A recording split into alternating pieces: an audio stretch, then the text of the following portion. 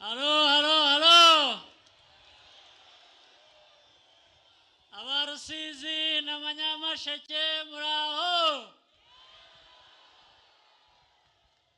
Banyigishije kuvuga ngo mwazukire.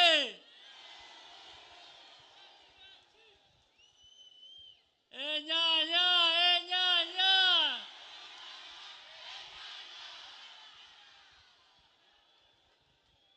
Muraho cyane.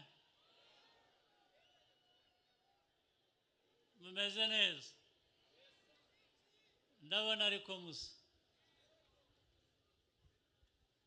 Nishimye cyane rero kuza hano uyu munsi kuba ndi kumwe namwe ngo tuganire, ngo twibukiranye ndetse twari dukumburanye.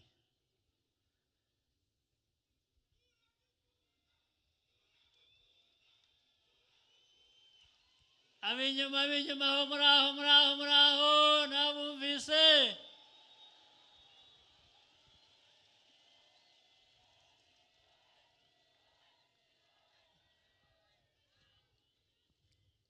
Ndashimira rero mwese mwaje hano ko mungana. Ndashimira abayobozi bari hano, hari ndetse n'abayobozi b'imitwe ya politike yindi ifatanije na FPR Inkotanyi. Ndabashimira cyane. Igikorwa cyatuzanye uyu munsi sibwo bwa mbere, ariko uko imyaka ihita icyo gikorwa kigenda gitanga impamvu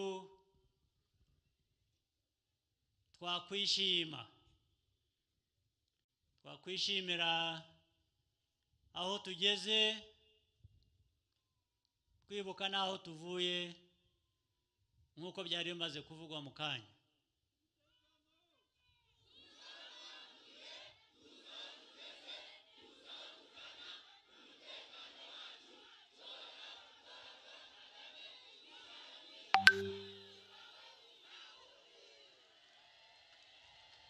Ndabashimira cyane kubera ko uwo mutekano muwugiramo uruhare runini, uri mu maboko yanyu, uri mu maboko yacu twese dufatanije.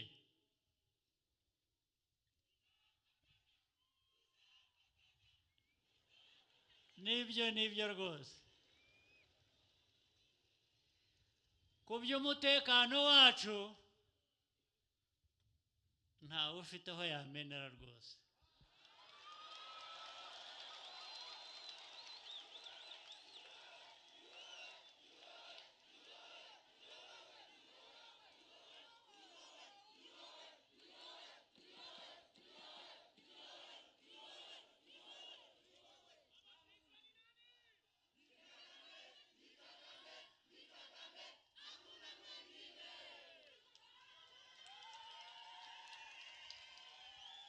Abyifuza guhungabanya umutekano nabo barabizi ko ntaho bamenera.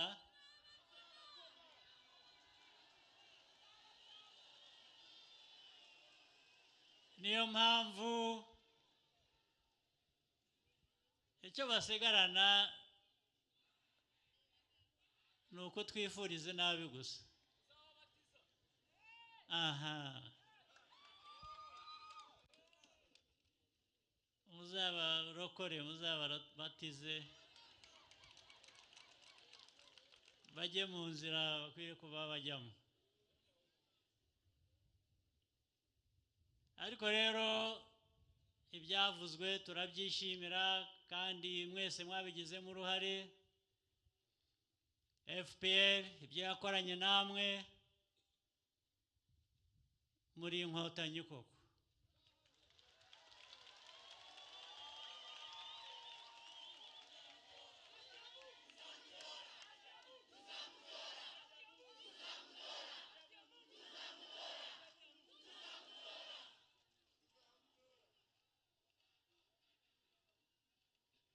Enyanya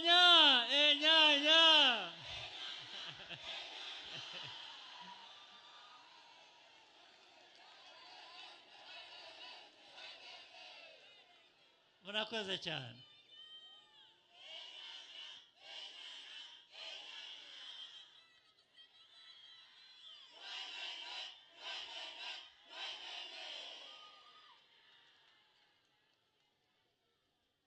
Ndaza kwiga urwo rurimi mu minsi mike.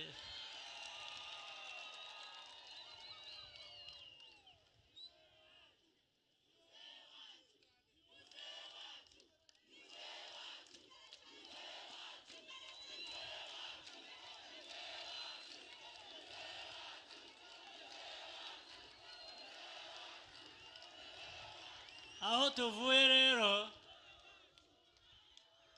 amateka yacu yavuzwe atarabaye meza, ariko noneho FPR ikazana n'ubufatanye n'abandi abanyarwanda bose, imitwe ya politike yose, tugashyira hamwe. Uburyo twashyize hamwe byagaragazaga ko nta cyatunanira.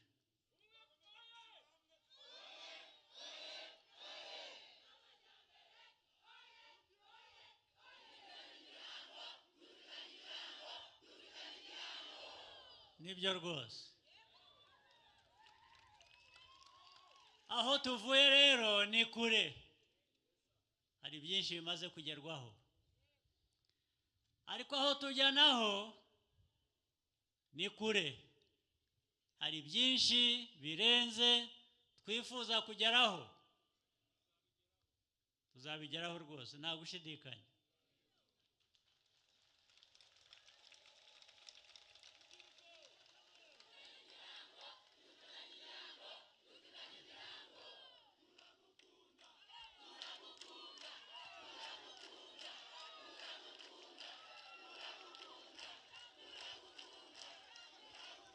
Mwebwe rubyiruko rero, ari mwe mpereyeho, ubwo ntabwo nakwibagirwa n'abo mukomokaho.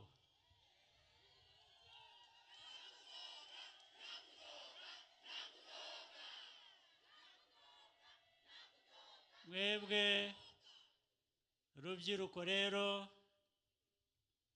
bana bacu, mujye musubiza amaso inyuma gato,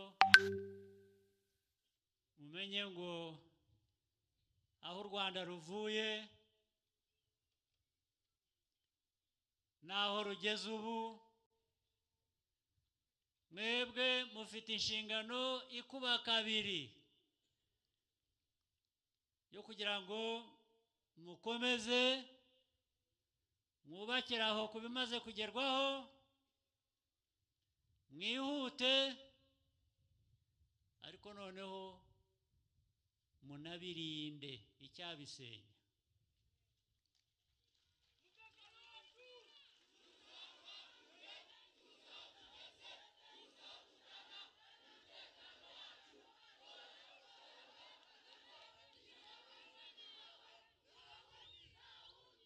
Iyo niyo inshingano mwebwe abatoya, abasore n'inkumi, mufite iyo nshingano. Ntabwo abantu namwe ubwanyu, usibye abandi batubayemo bakoraga batyo, ariko mwebwe mugomba kubihindura. Ntabwo wakubaka inyubako nziza ngo nurangiza wemere ko isenyuka cyangwa se isenywe n'undi muntu uwo ari we wese, sibyo? Twe twubaka ibyiza rero gusa.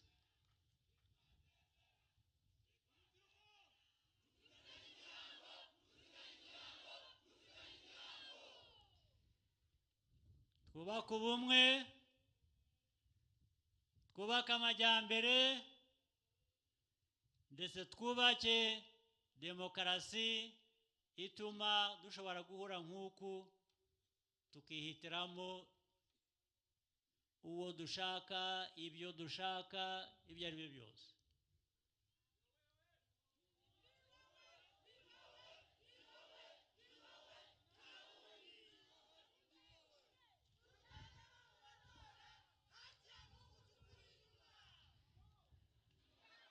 ibi rero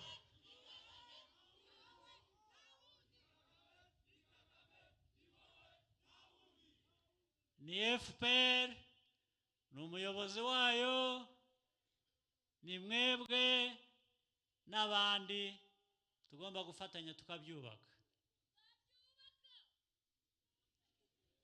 Nibyo impamvu mfite icyizere ni ukureba aho tuvuye n'aho tugeze, nkabareba bazi ibyo tumaze kunyuramo biba bitoroshye, n'imbere wenda tuzasangayo bitoroshye, ariko ibyo twanyuzemo byari bigoye kurusha ibyo twasanga imbere. Ubwo rero sinibwira ko muri twe, muri mwe, hari ufite ubwoba bwo guhangana n'ibibazo nk'ibyo. Inkotanyi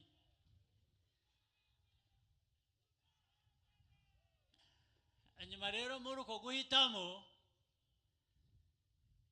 reka nkoresha urugero rumwe.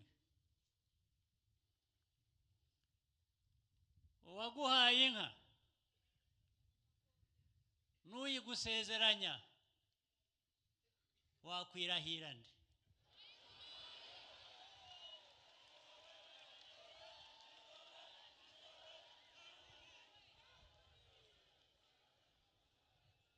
Nta wirahira wamusezerana inka. Uwagusezeranya inka ntabwo mwirahira, wirahira uwayiguhaye. Uwakugabiye niwe wirahira.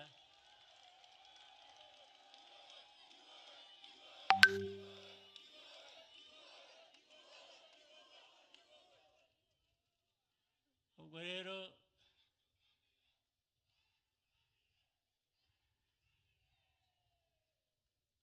FPR yagabiye abanyarwanda,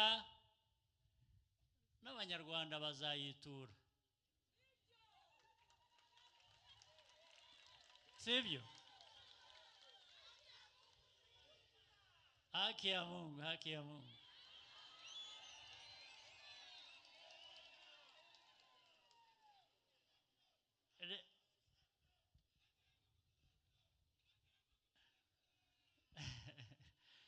Turi kumwe nubwo muri hirya gato, ariko turi kumwe, turabumva.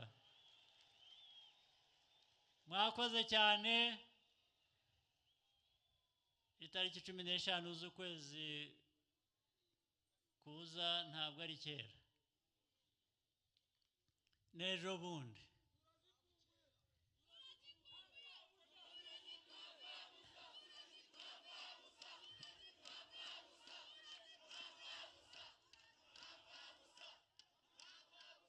Ubwo rero icyo gikorwa tuzacyuzuze neza, hanyuma twe ari abarusizi, ari abanyamasheke, ari u Rwanda rwose, twikomereza amajyambere.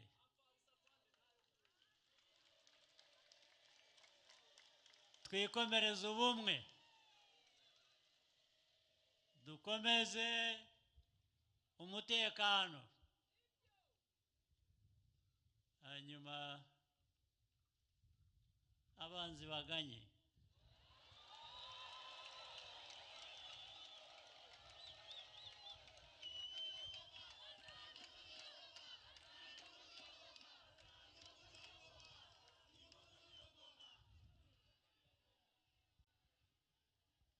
Ndabashimiye rero cyane. Ntitwaherukanaga, ndetse ndabasezeranya ko ibyari bitarakorwa twari dufite mu bitekerezo gukora tuzabikora, hanyuma nzagaruka hano twishime, dukomeze twubakira aho ngaho.